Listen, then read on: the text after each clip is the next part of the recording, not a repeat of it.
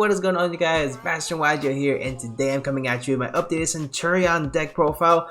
Post the most recent set, the most garbage set, but comes with the most interesting strategy, which is Valiant Smashers, coming with Centurion, easily the most hyped archetype coming out of Valiant Smashers. The other two archetypes coming out are absolutely non-competitive, to go ahead and put it very nicely for you guys. So we have the Centurion hype for you guys. I'm really excited to go ahead and show you guys what this deck can really do. Now, the deck in its own is not meant to be played pure, just because it is not strong enough and it's susceptible to a lot of different hand traps and a lot of different board breakers that just pretty much dwindle the deck down to almost absolutely nothing. So what you guys are gonna have to do is gonna have to throw some engines in here and really just maximize the potential of what this deck can do in the right hands, guys. So today I'm going to show you guys exactly what the best way to go ahead and play Centurion is. Let's go ahead and get right into it, but before we do, make sure you guys leave a like and subscribe for more content, guys. If you guys want to see deck profiles for the other two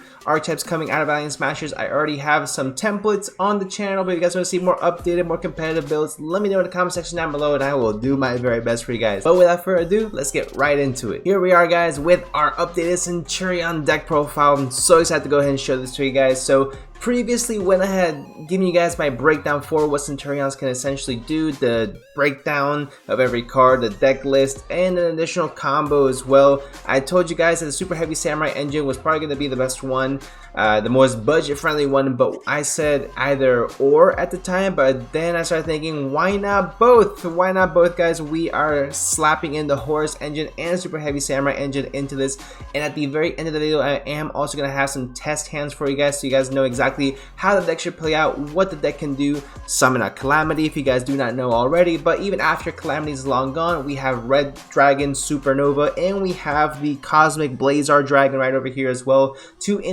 amazing cards, guys, that you guys can definitely go ahead and take advantage of. Let me go ahead and get this for you guys. So Supernova, Red Dragon, Supernova Dragon is really good as well. Once Calamity gets banned, either this or the Cosmic Blazar Dragon, yeah, are gonna be all fantastic alternative options for you guys. Still giving you a lot of interruption, still giving the deck a very menacing look to it, and again, mixing it with these other archetypes is gonna make it that much better. But let's go ahead and get right into it, guys. So we have 3 copies of Fenrir, of course. Fenrir is kind of like Ash Blossom at this point. You just slap it in your deck because the card is really good going first or going second.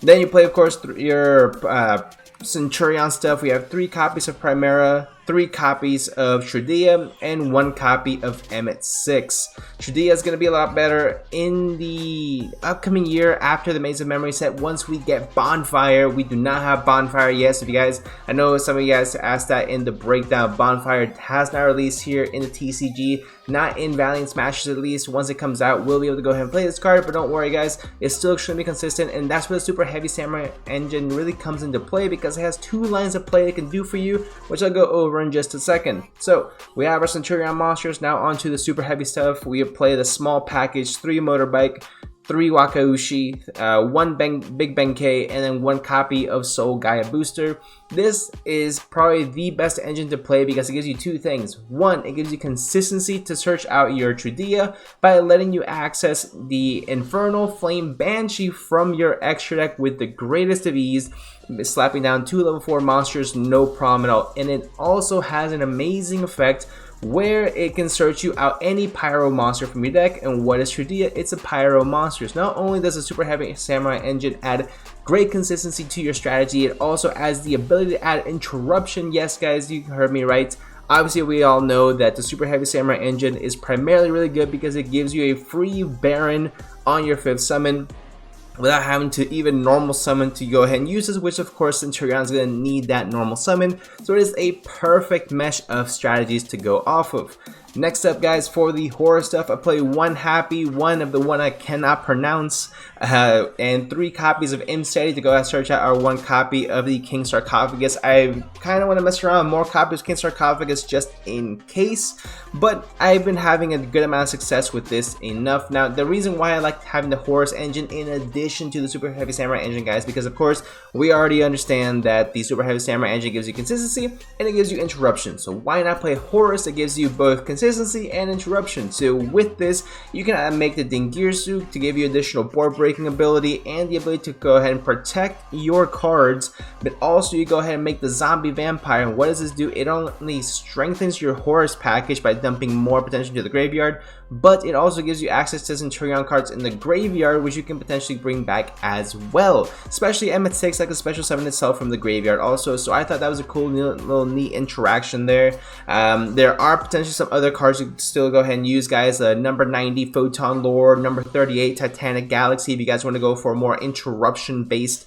strategy for your horse cards. Also, what I like about the horse cards is they're free summons, which essentially gives you additional free link fodder to go into your SP Little Knight and have additional interruptions that way as well, which I think is pretty cool.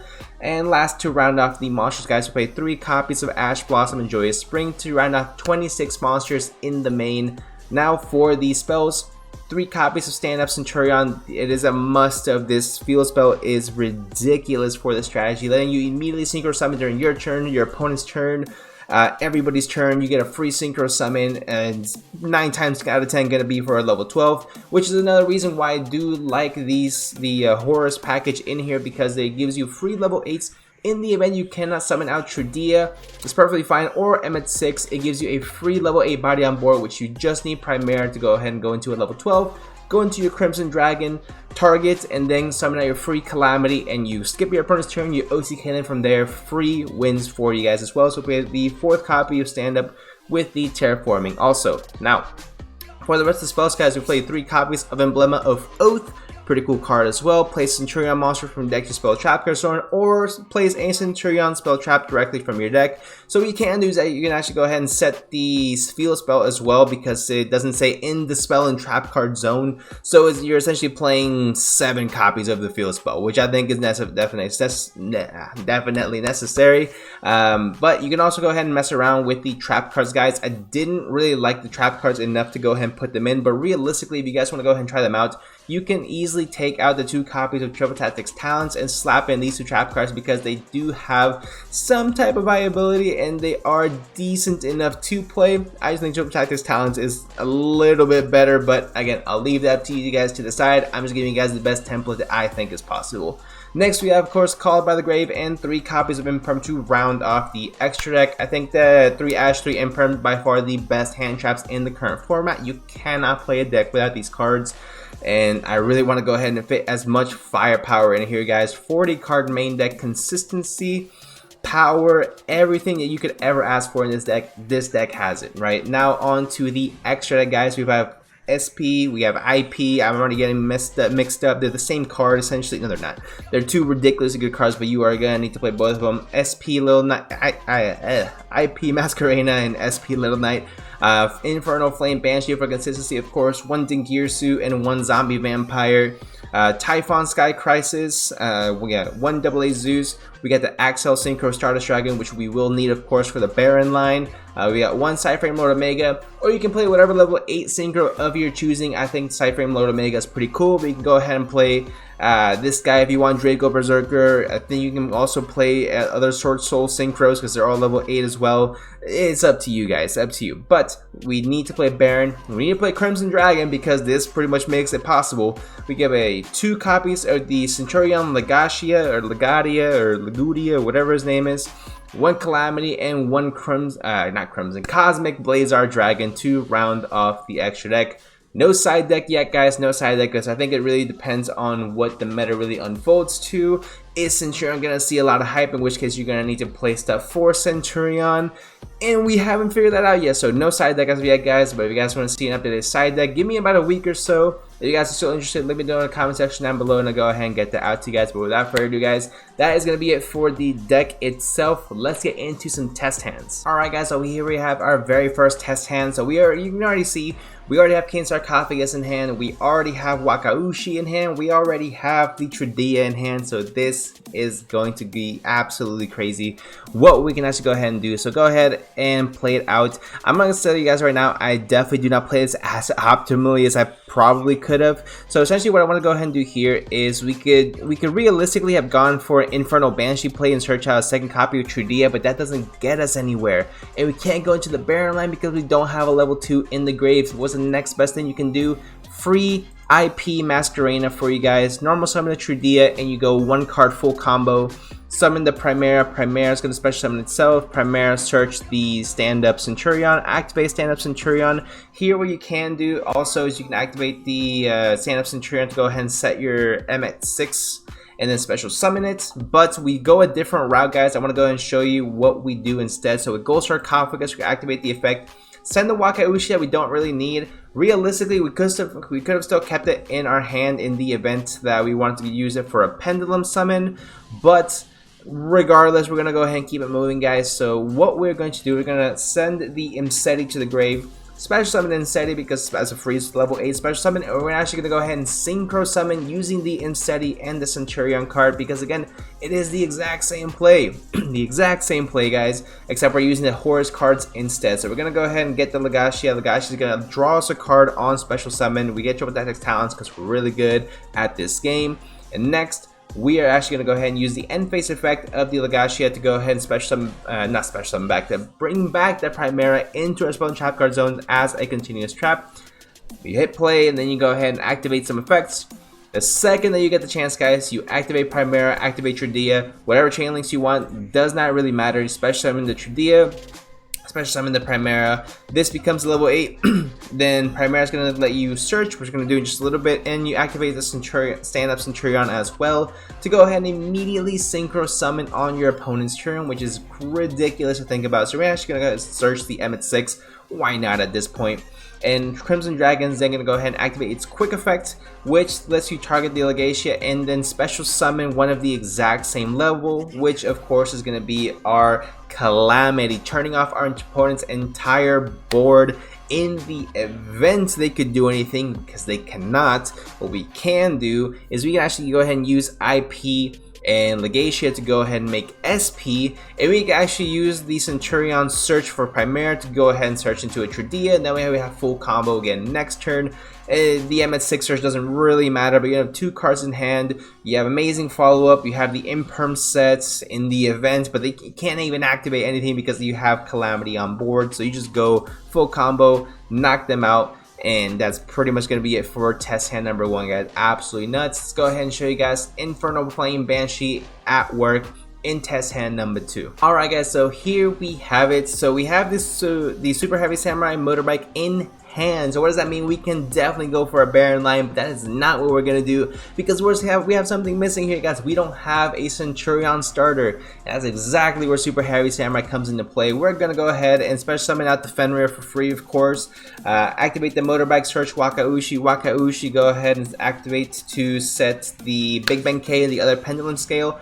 Activate Big Ben K, Super Heavy Samurai shenanigans, free special summon, yada yada yada, and we are going to XZ summon into Infernal Flame Banshee, the GOAT card of this of the extra deck. Essentially, it gives you a full combo search, just any 2 level 4 monsters on the board. So we're gonna actually go ahead and activate the effect, search the Trudia. Now, in the event that we would have already had Primera or Trudia in our opening hand along with the stand-up Centurion, we are good to go. We are in the clear. It is all gas from there. We get to have the Fenrir on board, we get to have a Baron on board, in addition to our already crazy plays, guys. So we're gonna go ahead and keep this rolling. Let's keep the fun times moving, guys. We're gonna go ahead and go full combo from here. Normal summon Trudia, special summon, set in the spell and trap card zone the Primera, special summon Primera effect to go ahead and search. I searched on Trudia just in case any follow-up for next turn. Again, I'm not playing any of the additional Centurion cards as far as the spells or traps in this strategy, but you guys can definitely go ahead and play them if you want to. So we're actually going to go ahead and activate the effect to set the Centurion on M at 6 directly from our decks, face up in our spell and trap card zone. There we go. And it's going to be a free special summon as well. So we're going to go ahead and use that special summon into the Legacia as well with the field spell, and which really wasn't necessary, but you know, style points. We actually go ahead and search the Emblem of Oath. I think that I was trying this out while I still have one of these guys. This is the one that we do play. I get them mixed up. So we do get the Emblem of Oath off that. That's cool. We don't really need to use it, so it's kind of sitting in our hand, but it's great discard fodder, guys. So we're actually gonna go ahead and pass our turn right there. And we have right here, we have the Fenrir interruption, we have over here the full calamity lock, and we still have the Legacia on board, of course. Now I kind of wish we would have been able to do something with the Infernal Flame Banshee, like make an IP, potentially an SP as well, but I would much rather have the, well, you need the Legacia on board for the combo, but I would much rather have had the Fenrir on board, because I believe is a much better interruption than having the SP Little Knight in this scenario. Again, that's my personal thought process. If you guys want to go ahead and make SP instead of the Fenrir, that's cool as well. So this is going to, of course, go full combo. We're going to be able to search for free. We're going to be able to synchro summon again for free on our opponent's turn, and then we make calamity, and then we pretty much end the game from there, which is absolutely just super crazy. So I mean, this deck is nuts, guys. I think it's going to be a lot of fun. As far as me personally playing this deck, it seems like a lot of financial investment right off the bat, because I would have to then pick up the Horus cards and the Horus engine, I should say, and I would have to pick up the Centurion cards, which are currently still all the ultra rares around $20 or $30 each. So it's going to like $200 plus the Horus engine. I'm thinking too much about it. It's out of my price range is what I'm trying to get at, guys. But honestly, a really cool deck. Honestly, as I think that going into the upcoming format, this could really be a game changer if played correctly, and if played with the correct engines to go ahead and make the most out of this strategy. Now, is this going to be the best way? I personally do believe so, guys. If you guys have any better ways to go ahead and play the Centurion strategy, let your boy know in the comment section down below. Let's learn together, guys. Let's learn as a community, so we can go ahead and make sure we can maximize this as much as possible, guys. But without further ado, if you guys did enjoy, make sure you guys leave a like down below, subscribe, and I'll see you guys in the next one. Buy the merch.